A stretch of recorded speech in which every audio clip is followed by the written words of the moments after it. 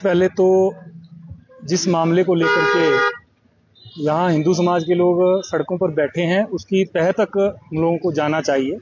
कि ऐसी स्थिति आई क्यों। और मैं शिमला के प्रशासन से,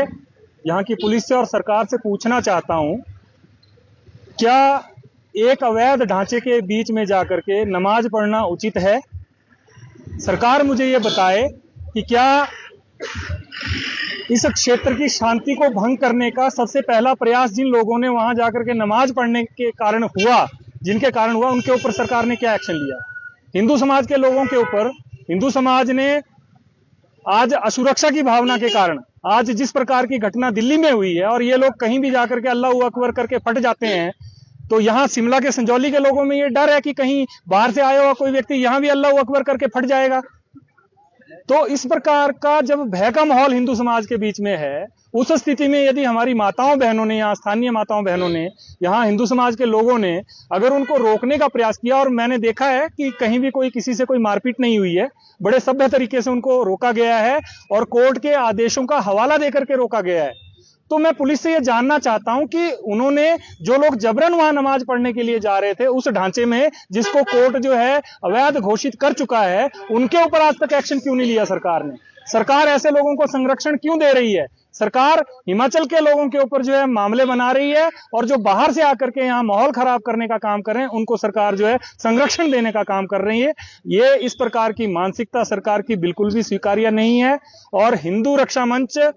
इस आंदोलन को अपना पूर्ण समर्थन देता है। और मैं सरकार को बड़े स्पष्ट शब्दों में कहना चाहता हूं, शिमला प्रशासन को बड़े स्पष्ट शब्दों में कहना चाहता हूं, ये ना सोचें कि यहाँ 4 लोग बैठे हैं।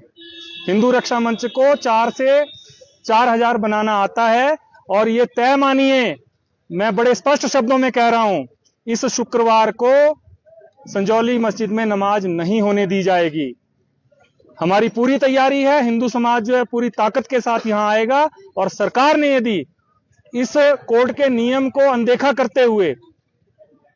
नमाज पढ़वाने का प्रयास किया तो उसके गंभीर परिणाम जो है शिमला में प्रशासन को और सरकार को भुगतने पड़ेंगे। और हम लोग कहीं भी इस आंदोलन से पीछे हटने का हमारा कोई प्रश्न नहीं उठता है, क्योंकि ये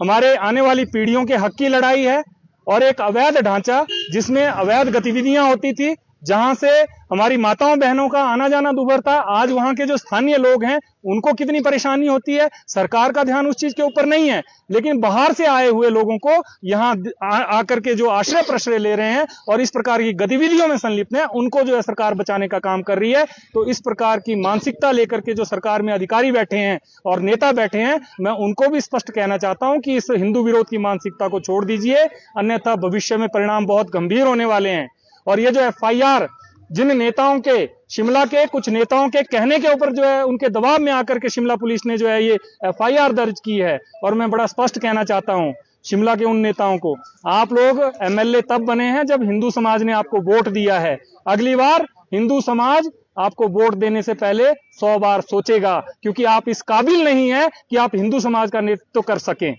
तो मैं बड़ा स्पष्ट कहना चाहूंगा, इस आंदोलन से हिंदू समाज पीछे नहीं हटेगा, और जिस भी स्तर तक जाकर के हमको ये लड़ाई लड़नी पड़ेगी अपने हकों की, हम इस लड़ाई को लड़ेंगे और कंटिन्यू करेंगे।